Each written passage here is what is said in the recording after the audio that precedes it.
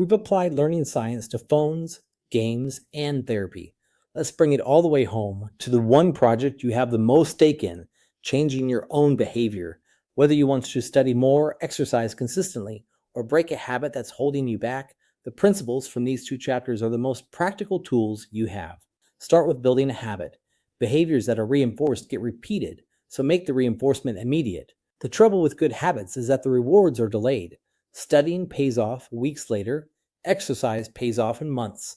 Your brain is built to respond to immediate consequences, so bridge the gap by giving yourself a small, immediate reward right after the behavior you want, and manage your cues. Since so much behavior is triggered by conditioned signals, you can engineer your environment, keep the textbook visible and the phone in another room, lay out your running shoes the night before.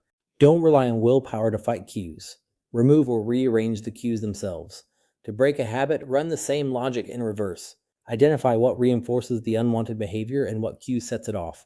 Then either remove the cue or replace the routine with a competing behavior that meets the same need.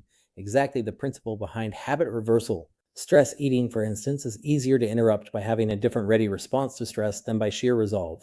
Now apply this to studying itself, because the science of learning has clear lessons here. Cramming feels productive but fails, because memory is built by spacing practice out over time, rather than massing it the night before. The spacing effect.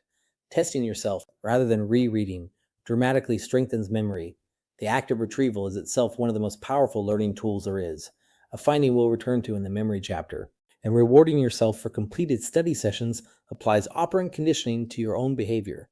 So let's review the arc of these two chapters.